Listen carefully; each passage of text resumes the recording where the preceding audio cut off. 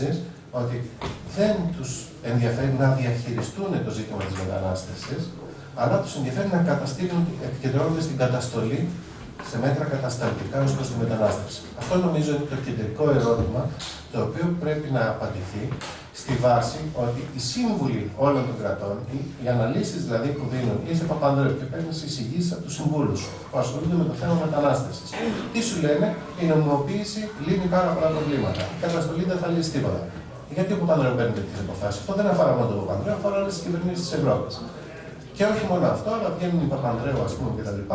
Και ακολουθούν, προάγουν επί της ουσίας ένα ρατσιστικό λόγο. Αυτό το πράγμα το οποίο το κάνουν, ειδικά στις μέρες μας αυτή τη στιγμή. Βέβαια για τον Παπανδρέου είναι ευκόλως εξηγούμενο από τη στιγμή που είναι και μοναδικός ηγέτης μαζί με τον Μπερλουσκόνη που το στηρίζει τον Κουμπάρακα αυτή τη στιγμή, ας πούμε. Αλλά οι υπόλοιποι ηγέτες της Ευρώπης, ας πούμε. Λοιπόν, νομίζω ότι εδώ πέρα αυτό αφορά έναν πολύ βασικό πυρήνα σύστασης των κοινωνιών, με όρους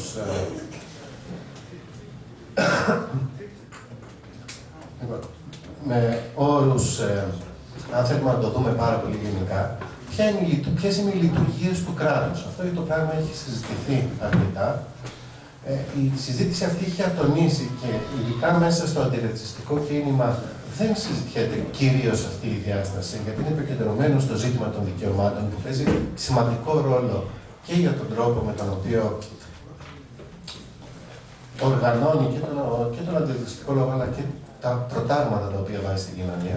Είναι το ζήτημα του κράτους σαν ενός μηχανισμού διαχείρισης της αναπαραγωγής της εργατικής δύναμης στο εσωτερικό μιας κοινωνίας. Δηλαδή, η γενικότερη κατηγορία μετανάστευση, αν ξεφύγουμε λίγο από το φιλελευθερισμό και τα ζητήματα των δικαιωμάτων, που είναι πάντα ένας φιλελεύθερος λόγος, άρα ένας αστικός λόγος, ο οποίος μιλάει στη βάση του ότι κάθε άνθρωπος έχει δικαιώματα.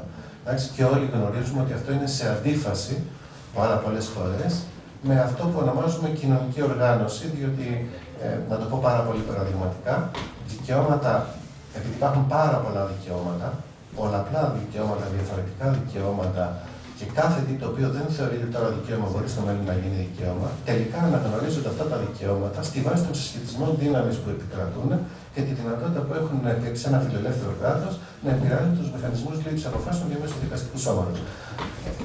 Η προσφυγή της αριστεράς όλα τα τελευταία 20 χρόνια στην προσπάθεια να υπερασπιστεί τους μετανάστες στις ιδεολογικές καταβολές του φιλελευθερισμού και του λόγου περί δικαιωμάτων είναι σε αντίφαση σε σχέση στο βαθμό που τα αντιρατσιστικά κινήματα έχουν μια αριστερή γενικά καταγωγή. Και αυτό είναι ένα ζήτημα το οποίο δεν έχει λυθεί, δεν έχει συζητηθεί, έχει συζητηθεί πάρα πολύ περιφερειακά μέσα στα αντιρατσιστικά κινήματα και είναι ένα ζήτημα το οποίο είναι με κάποιο τρόπο μπροστά μας, στο βαθμό που λέμε ότι η νομιμοποίηση είναι λύση και δεν είναι μόνο ζήτημα δικαίου, άρα μόνο ζήτημα φιλελεύθερου λόγου και περάσπιση του φιλελεύθερου λόγου. Το να μπορέσουμε να πούμε γιατί είναι λύση, πρέπει να υποστηρίξουμε οπτικές κοινωνικού μετασχηματισμού. Αυτά τα δύο έχουν πολλές αντιφατικές πλευρές μεταξύ τους. Ο φιλελεύθερος λόγος δηλαδή και το να βάλει ζητήματα αυτή τη στιγμή κοινωνικού μετασχηματισμού. Αυτό είναι για άλλη συζήτηση. Το αφήνω, αλλά όλο αυτό το πράγμα, όλοι τα κράτη κατά κάποιο τρόπο λειτουργούν πάνω σε αυτό το ζήτημα στη βάση διαχείρισης των όρων αναπαραγωγής της εργατικής δύναμης. Και βλέπουν το εξής ζήτημα. Όλα τα φιλελεύθερα κράτη στην Ευρώπη βλέπουν ότι η εργασία των μεταναστών δημιουργεί τη δυνατότητα ανάπτυξης στη βάση φτηνής εργασίας, ανασφάλισης της εργασίας την οποία προσφέρει. Εντάξει, δηλαδή η νεοφιλελεύθερη ανάπτυξη θέλει τους μετανάστες φτηνούς και ανασφάλιστους σε μεγάλο βαθμό, γιατί έτσι αναπτύσσονται οι άτυπες αγορές εργασίας, αναπτύσσονται οι διπλές αγορές εργασίας που χάνουν πια τη δυνατότητα να έχουν λόγο τα συνδικάτα για διάφορους λόγους, ας πούμε γνωστούς κτλ. Και άρα φεύγουν από το πεδίο των κλασικών εργασιακών δικαιωμάτων που είχαν θεσπιστεί επί την Ισραηλού κράτους. Και σε αυτή τη βάση, επομένως, όλες οι ευρωπαϊκές τάξεις θέλουν, υπερασπίζοντας τα συμφέροντα του κεφαλαιοκράτη, του συλλογικού κεφαλαιοκράτη, θέλουν να έρχονται οι μετανάστες εδώ, γιατί αυτό σημαίνει μεγέθυνση, σημαίνει μείωση της ενεργείας. Εντάξει, γιατί αυτό είναι το πραγματικό αποτέλεσμα της μετανάστευσης, είναι μείωση της ενεργείας και όχι αύξηση της ενεργείας. Αν έφευγαν μετανάστες από την Ελλάδα σήμερα στις συνθήκες κρίσης, η ανεργία θα εκτιναζόταν ακόμα περισσότερο για τους Έλληνες. Αυτό λένε οι μελέτες επίσης που έχουν γίνει, και μια μελέτη πρόσφατα έχει γίνει στην Τράπεζα της Ελλάδας. Και δεύτερον, γιατί περιστέλνουν τα εργασιακά δικαιώματα των Νιγηριανών. Αυτό λοιπόν είναι η μία πλευρά. Πιο αργά, Σπύρο, λες πάρα πολύ ενδιαφέροντα.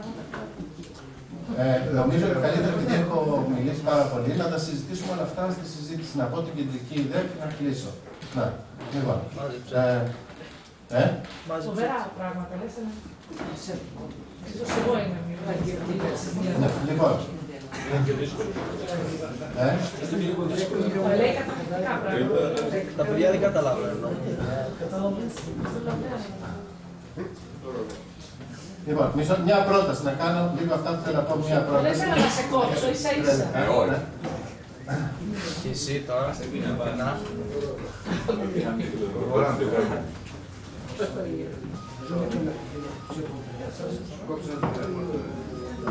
Λοιπόν, στην Ευρώπη υπάρχει ένα πάρα πολύ μεγάλο ζήτημα, λέω το κεντρικό ζήτημα που απασχολεί όλες τις ευρωπαϊκές ηγετικές τάξεις. Είναι το ζήτημα της γύρανσης του πληθυσμού. Δηλαδή, της γύρανσης του πληθυσμού. Της απασχολεί είναι πάρα πολύ έντονο αυτό το ζήτημα, γιατί αφορά πρώτον τις δυνατότητες που θα έχει η Ευρώπη τα επόμενα 10 χρόνια να αναπτύσσεται, να έχει μεγέθυνση. Και ο φιλελευθερισμός ορίζεται πάντα με βάση τη μεγέθυνση.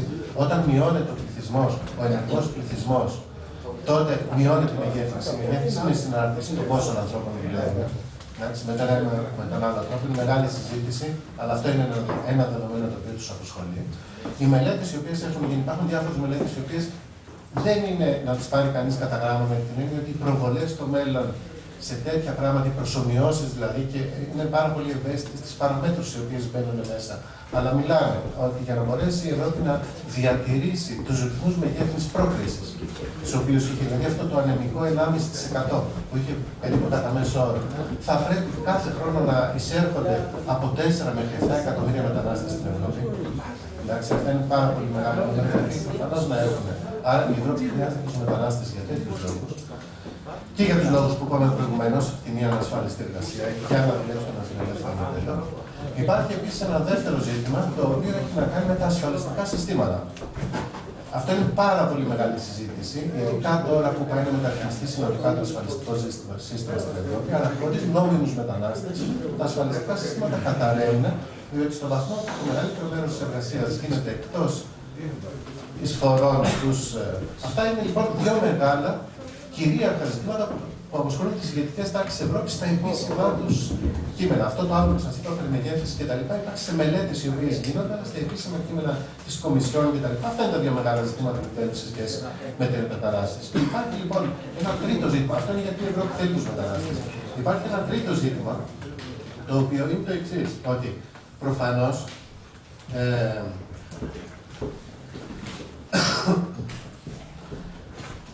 ακριβώς επειδή η λέξη μετανάστες είναι λάθος. Με τον ίδιο τρόπο που είναι λάθος η λέξη Έλληνες. Εντάξει, γιατί είναι εντελώς διαφορετικός ο Μαρδινογιάννης από μένα. Με την έννοια ότι έχουμε εντελώς διαφορετικά κίνητρα και τρόπους με τους οποίους δουλεύουμε ή από οποιονδήποτε από εμάς. Με την έννοια ότι υπάρχουν ομάδες και διαστρωματώσεις, οι οποίες είναι πολλαπλές, όχι μόνο πάνω στη βάση των τάξεων. Με τον ίδιο τρόπο η Ευρώπη δεν θέλει γενικά τους μετανάστες. Θέλει ειδικές κατηγορίες μεταναστών. Πολύ συγκεκριμένες και με έναν τρόπο έτσι ώστε να τις ελέγχει. Εντάξει, δηλαδή, άρα μπαίνει ένα ζήτημα το οποίο επίσης είναι δύσκολο να λυθεί. Όπως δεν μπορεί να λύσει το πρόβλημα του να έρθουν μετανάστες, είναι πάρα πολύ δύσκολο να βρει συστήματα ελέγχου τα οποία θέλει να βρει εδώ και σχεδιάζει τέτοια συστήματα ελέγχου, ούτως ώστε να κατανέμει τους μετανάστες σαν κατηγορία. Π.χ. θέλουμε πάρα πολλούς μετανάστες υψηλά ειδικευμένους, ή θέλουμε πολλούς χαμηλά ειδικευμένους, ή θέλουμε πάρα πολλούς οι οποίοι να προέρχονται από την τάδε γεωγραφική περιοχή. Αυτά είναι δυσεπίλητα προβλήματα και στη βάση το ότι οι μηχανισμοί ελέγχου σου δημιουργούν αυθόρμητα μία λύση του ποιοι μετανάστες έρχονται κτλ. Αποτελεί αυτό το παιχνίδι, δηλαδή μερικής νομιμοποίησης και συγχρόνως καταστολής, αποτελεί έναν τρόπο που οι ηγετικές τάξεις στην Ευρώπη έχουν πρέπει να διαχειρίζονται το ζήτημα εισρωής μεταναστών εδώ πέρα συγκεκριμένων κατηγοριών. Το ένα πράγμα είναι αυτό. Και το δεύτερο, επίσης πάρα πολύ σημαντικό πράγμα, είναι που έχει να κάνει με το ότι το μεταναστευτικό δίνει τη δυνατότητα, για πολιτικούς λόγους, δίνει τη δυνατότητα, φτιάχνοντας επιχειρήσεις σκούπας, πώς το λένε, να το πούμε, εξάρσεις ρατσιστικού λόγου και συγχρόνως πότε λες οι μετανάστες είναι καλοί, πότε πρέπει να φύγουν όλοι από εδώ πέρα, σου δίνει τη δυνατότητα να διαχειρίσει το πολιτικό παιχνίδι στο εσωτερικό της Ευρώπης και όλων των ευρωπαϊκών κυβερνήσεων. Και προφανώς υπάρχουν και όλα τα ζητήματα τα οποία έβαλε προηγουμένως ο Δημήτρης, δηλαδή με την έννοια ότι το νομικό σύστημα είναι ένα πράγμα το οποίο αποτυπώνει συσχετισμούς δυνάμεων γενικά.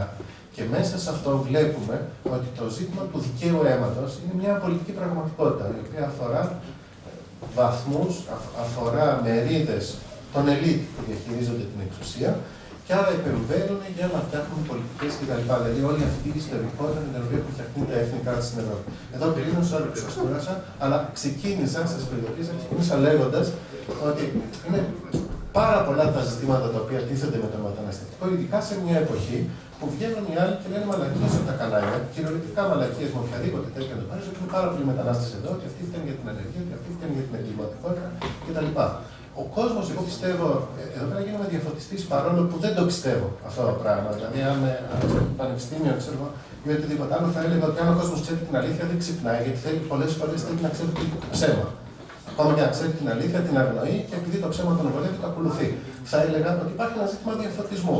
Κυριολεκτικά. Δηλαδή, οι μελέτες όλες που υπάρχουν διαψεύδουν με το που θα βγουν από όλες τις πάντες, ακόμα και από τους συμβούλους του Παπανδρέου, διαψεύδουν τους κυρίαρχους μύθους οι οποίοι διαδίδονται αυτή τη στιγμή από τα κανάλια. Και αποτελεί ένα σημείο προς περαιτέρω διερεύνηση. Δεν είναι απλό να πούμε ότι απλώς βολεύει τους κυβερνώντες. Έχει να κάνει ίσως περισσότερο με όλα αυτά τα πράγματα που έχουν να κάνουν με το έθνος κράτους και τον τρόπο που αυτό αποτυπώνεται θεσμικά κτλ.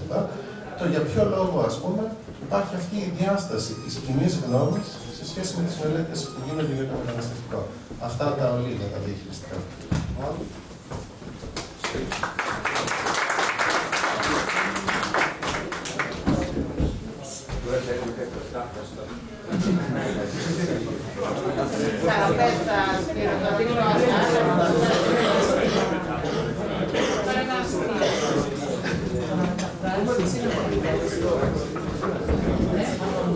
الاخوان سبيرو قال على ان حاول يناقش القضيه هي قضيه ديال